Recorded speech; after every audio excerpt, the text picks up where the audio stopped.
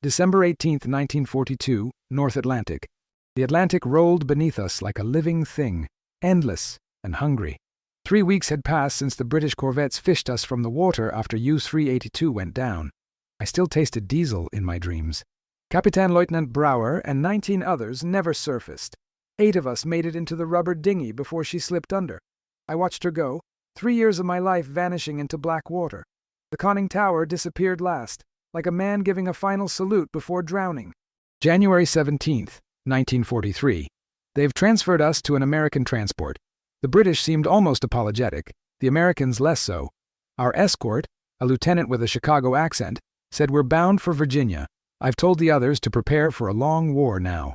The American transport ship was massive compared to our U-boat, the USS General W.P. Richardson, a troop ship converted for prisoner transport. We were housed in the lowest deck, where the thrum of engines never ceased. Oberfeldwebel Haas complained endlessly about the noise. I found it oddly comforting after the silence that followed our sinking. Silence at sea means death approaching. Noise means life continues. I shared a compartment with Neumann, Weiss, and Keller, all from the engine room crew. We had survived together in the cramped confines of U-382, so the shared quarters felt almost spacious by comparison. The Americans provided wool blankets, decent food, and even cigarettes. Red Cross provisions, they said. Keller, always suspicious, refused to eat the canned meat for 2 days, convinced it was tainted. By the 3rd day, hunger won out over paranoia. The Americans wouldn't poison us, Neumann said quietly. They need us for information. Or labor, Weiss added. I said nothing. In the Kriegsmarine, we'd been told stories of how Allied forces treated German prisoners. But the reality so far contradicted every warning. I kept this observation to myself. The others still believed we might somehow return to the war. I knew better. The voyage took 11 days. We emerged from the hold blinking like cave creatures into Virginia sunlight. The port buzzed with activity. Cranes swinging, trucks roaring, ships being loaded with supplies bound for the European theater. I'd never seen such organization, such abundance. The vastness of the American war machine revealed itself in that first glimpse. A chill ran through me that had nothing to do with the January air. January 28, 1943. Processing at Fort Patrick Henry. They've taken our uniforms, our few possessions. We wear olive drab now with PW stamped on the back. Newman tried to keep his Iron Cross. They took it anyway. He wept silently that night. Not for the medal, I think, but for what it represented. The last thread connecting him to what he once was. The camp was a sprawling compound of wooden barracks surrounded by watchtowers and double fences topped with barbed wire. Camp Patrick Henry, Virginia. Originally built for American troops shipping out, now partially converted to hold prisoners like us. We were photographed, fingerprinted, interrogated. The American intelligence officer who questioned me spoke perfect German, born in Stuttgart but emigrated in 1933. His name was Captain Miller. "You're Unterseeboot men," he said, not a question. "Tell me about your operations in the North Atlantic." I gave him my name, rank, and service number. Nothing more. He smiled thinly. "Keller already told us everything about your patrol routes." "Then you don't need me to confirm it," I replied. Later I confronted Keller in our barracks. He swore he'd said nothing of value. I believed him. The Americans were playing us against each other, a simple tactic, but effective nonetheless. That night, the old camaraderie from our U-boat days showed its first cracks. Weeks passed. We settled into the monotonous rhythm of captivity. Roll call at dawn, work details during the day, mostly maintenance around the camp, sometimes farm labor on nearby fields. Meals in the mess hall, letters allowed but heavily censored. The American guards were professional, not cruel, but not friendly either. Many were older men, or those deemed unfit for combat duty. They watched us with a mixture of curiosity and detachment. March 12, 1943. Spring is coming to Virginia. Strange to think of seasons again after years at sea. We've been transferred to a new camp in Tennessee. The train journey revealed America's heartland. Endless fields, small towns, not a single bomb crater or burned building. This country doesn't know what war truly is. Camp Crossville, Tennessee. A permanent installation for officer prisoners. The landscape was all rolling hills and pine forests, unnervingly beautiful. We were sorted by rank and service branch. I found myself among other Kriegsmarine officers and NCOs. Some had been captured in North Africa, others in the Atlantic like us. Naval men understood each other, regardless of which ocean had tried to kill them. Oberleutnant Rosies, Werner became our barracks leader, senior officer present, captured when the destroyer Z-27 went down in the Bay of Biscay. Werner had survived 3 days in icy water before rescue. Men respected that kind of endurance. The war could still turn, Werner told us during evening discussions. The Atlantic Wall will hold. New U-boat models are coming. The Führer has promised wonder weapons. I nodded along, but had seen enough to harbor doubts. The Americans' casual abundance contradicted everything we'd been told about Allied supply shortages. I kept such thoughts private.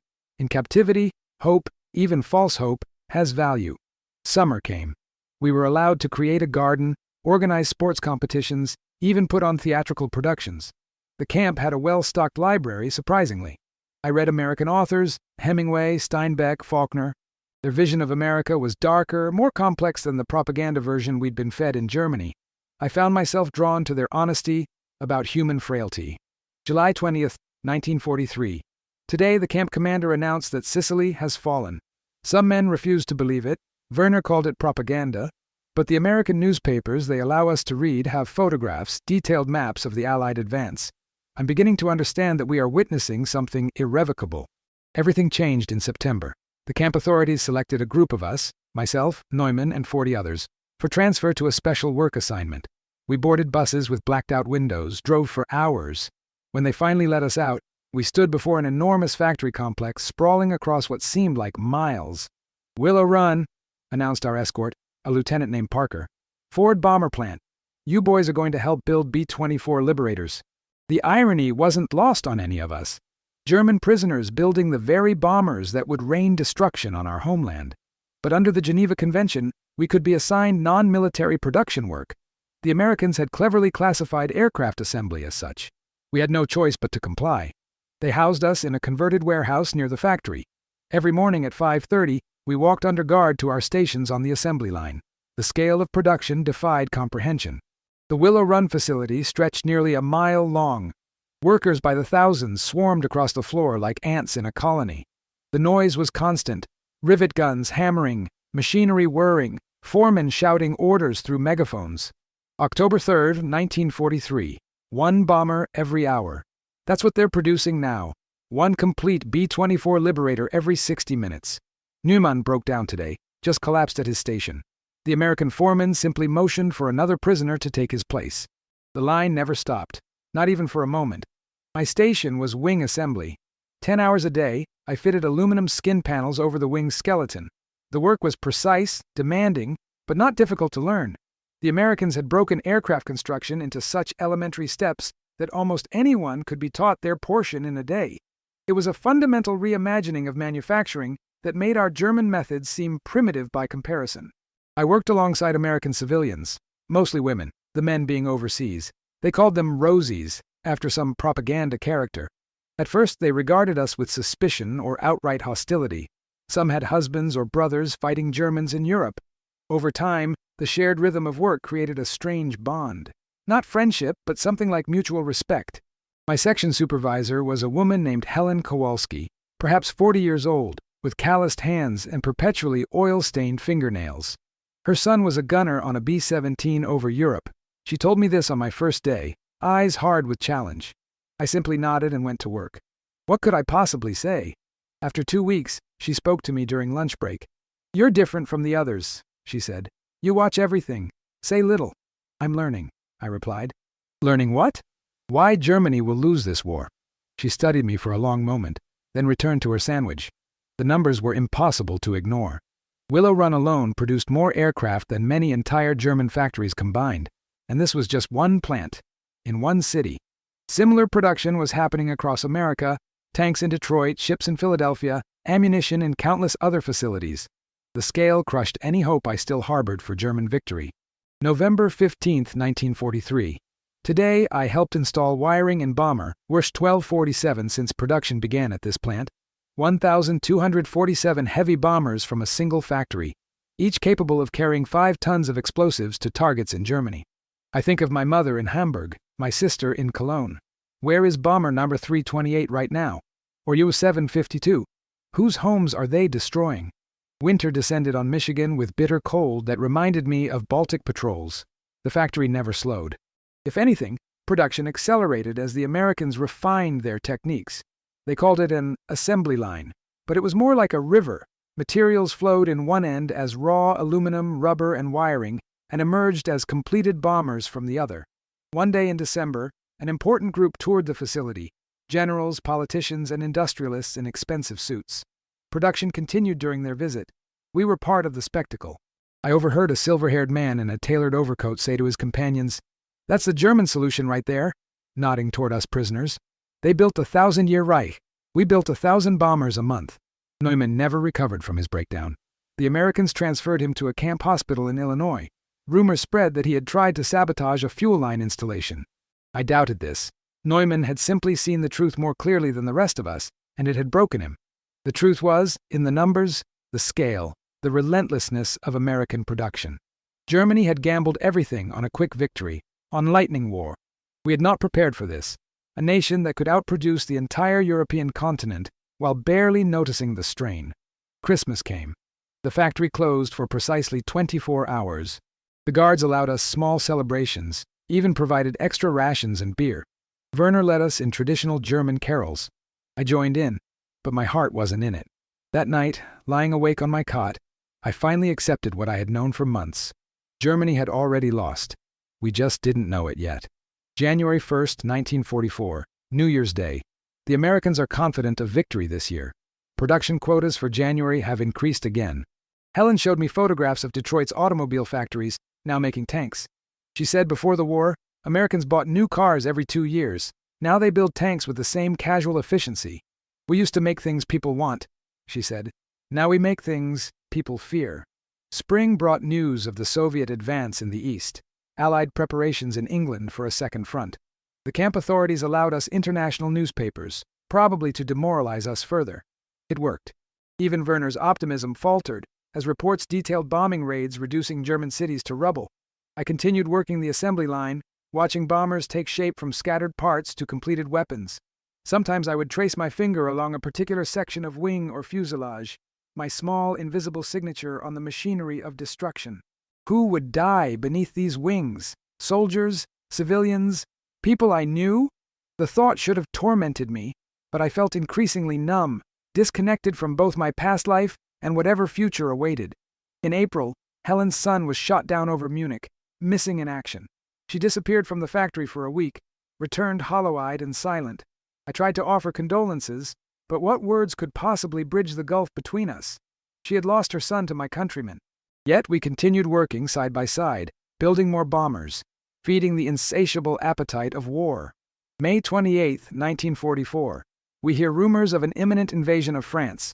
The pace at the factory has reached fever pitch. Yesterday we completed 26 bombers in a single shift. The American workers celebrated this achievement. I stood among them, my hands raised in their victory, feeling like the hollowest of men. June brought news of the Normandy landings. The American guards were jubilant, the German prisoners subdued. Werner still insisted it was a temporary setback, that German forces would drive the Allies back into the sea. Few believed him anymore. We had seen the endless production, the casual confidence of a nation whose homeland remained untouched by bombs or invasion. Summer passed in a blur of aluminum, rivets, and sweat. The heat inside the factory became oppressive, but production never faltered. In August, Paris was liberated. In September, American troops crossed into Germany itself. With each new headline, another piece of my former life, my former self, seemed to dissolve. October 12, 1944. Bomber, Leopard 731, rolled off the line today. I watched it being towed out to the airfield for testing. Strange to think this machine I helped build will soon fly over the country of my birth.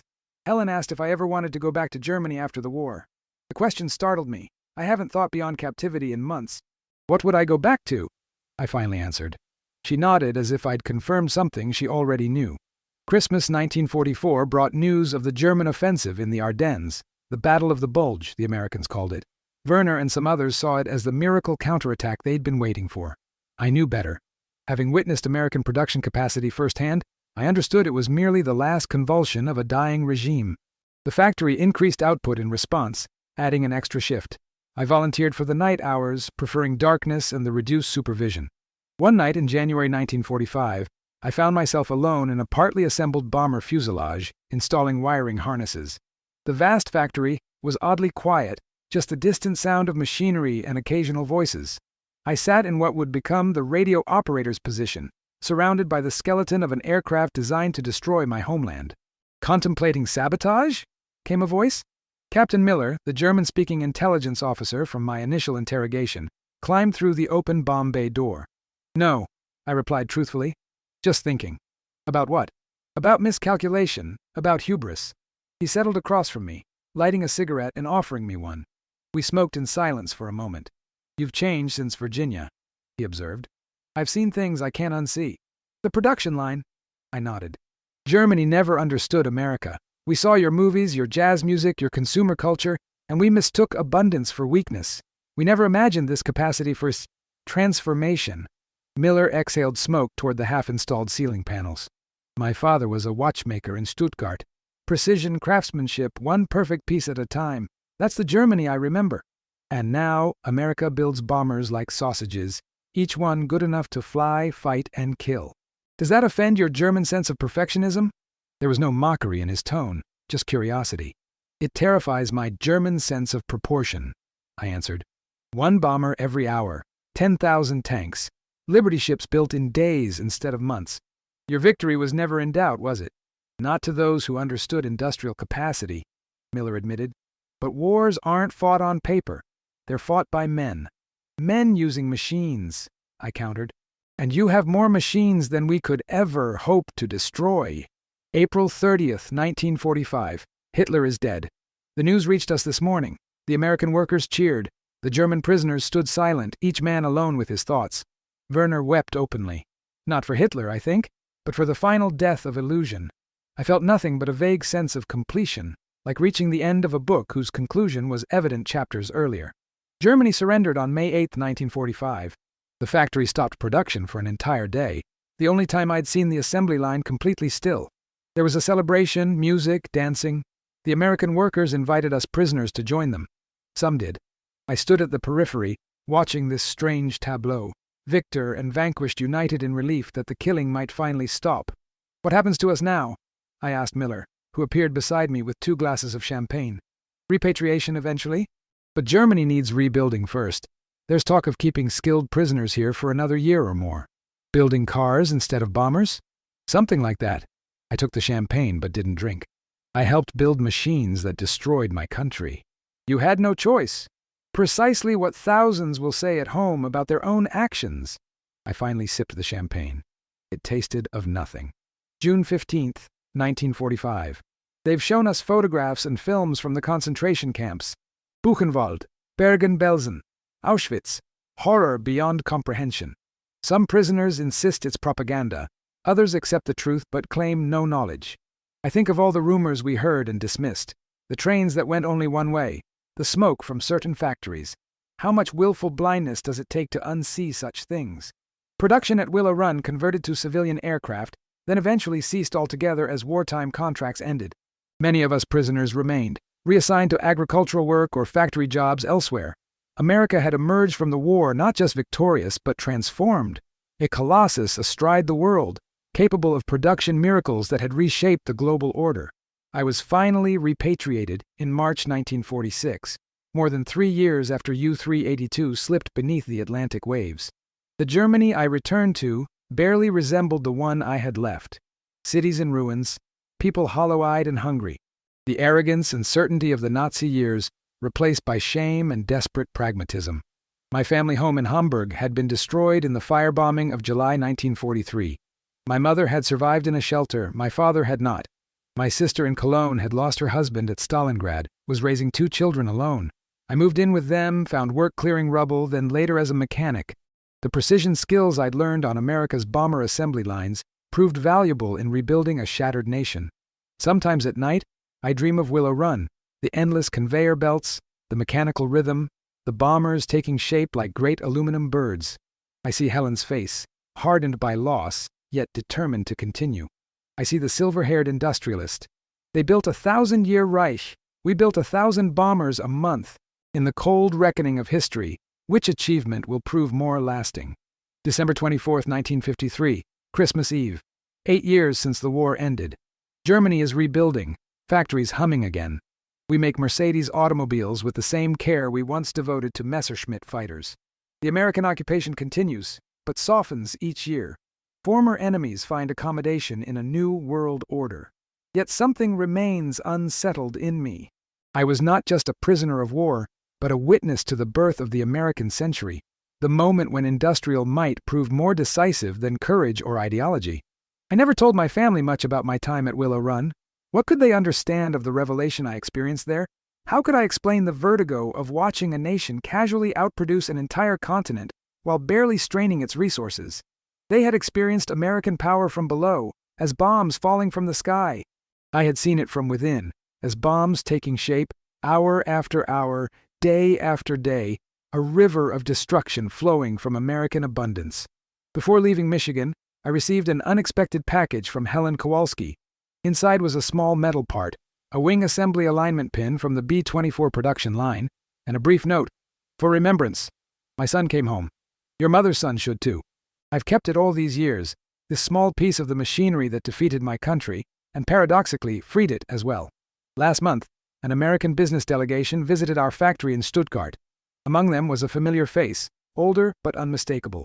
Captain Miller, now Mr. Miller, representing an automobile parts manufacturer seeking German partners. We recognized each other immediately. Over dinner, away from the others, he asked what I remembered most from Willow Run.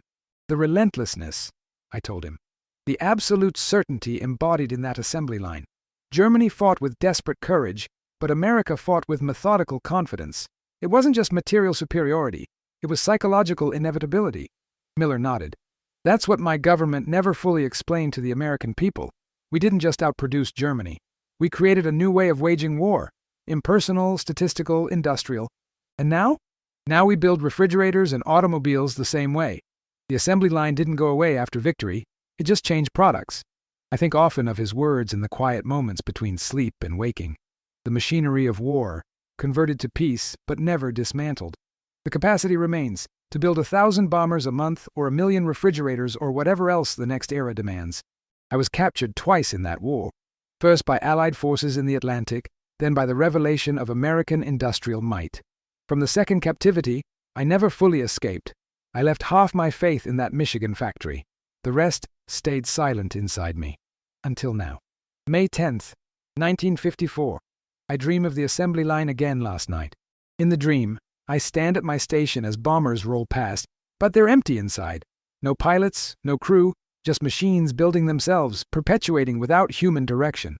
I woke drenched in sweat, the phantom smell of aluminum dust in my nostrils. 2 weeks ago, an American film crew came to Stuttgart to document Germany's economic recovery. The German miracle, they called it. They interviewed factory workers, business owners, ordinary citizens rebuilding their lives. They asked to speak with me because of my unique perspective, a former submarine officer who had worked in American war production. Miller had mentioned me to someone who mentioned me to someone else. Such is how history finds us, even when we try to escape it. The interviewer was a young man, perhaps 30, with the confident manner Americans wear so naturally. His German was poor, so we spoke English. He asked about my impressions of America during captivity, clearly expecting anecdotes about baseball games in the prison camp or my first taste of Coca-Cola. I told him about Willow Run instead. 1 bomber every hour, I explained, each requiring 50,000 parts, 13,000 rivets, and nearly 30,000 feet of wiring. Multiply that by 24 hours, 365 days. Do you understand what this means? The young man nodded, scribbling notes. American industrial might? No, the industrial rethinking of humanity itself. He looked up, confused. I continued. Before the assembly line, men built things as craftsmen, each product slightly different, bearing the mark of its maker. At Willow Run, we became extensions of the machinery, interchangeable, like the parts we installed. This was the true revolution, not just the volume of production, but what production did to the producers. The interviewer seemed uncomfortable with this direction. But it helped win the war, he offered. It did more than that, I replied. It changed what humanity could accomplish, for better and worse. Do you know what the Americans are building now, using the same methods? Cars, refrigerators, hydrogen bombs, intercontinental missiles. The machinery never stops. It only changes targets. They didn't use that part of the interview in their documentary. Last Sunday, I took my nephew Carl to the airfield outside Stuttgart.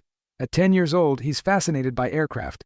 The airfield has an American C-47 transport plane on display, part of the Berlin airlift operation, now retired to serve as a monument to German-American cooperation. Carl ran around it excitedly, pretending to be a pilot. "Uncle, did you see planes like this during the war?" he asked. I watched him trace his small hands along the aircraft's aluminum skin. "Yes," I said. "Many of them." "Did you shoot any down?" "No, I was in submarines, remember? And later I helped build different planes." His eyes widened. "You built planes? For Germany?" The moment stretched between us. What could I tell this child, born after the war, about the strange twists of history, about a German sailor building American bombers that would rain destruction on his homeland, about the complex dance of enmity and admiration I still feel for the nation that defeated us so thoroughly? "It's complicated," I said finally. "When you're older, I'll explain." He nodded solemnly, accepting this adult evasion with a child's trust. We walked around the aircraft, and I found myself noting its construction details, the riveting patterns, the access panels, the efficient simplicity of its design. The habits of the assembly line never fully leave you. August 17th, 1954. News reports say the Americans are building something called an interstate highway system. Vast roads connecting their entire country. The scale reminds me of Willow Run. The same national will that built thousands of bombers now turns to concrete and asphalt. What couldn't such a nation accomplish if truly threatened? The thought still chills me. I received a letter from Helen Kowalski last month, forwarded through the Red Cross. Her son Michael now works for Ford in Dearborn, designing automobile engines. She's retired, living in a small house purchased with her war factory savings.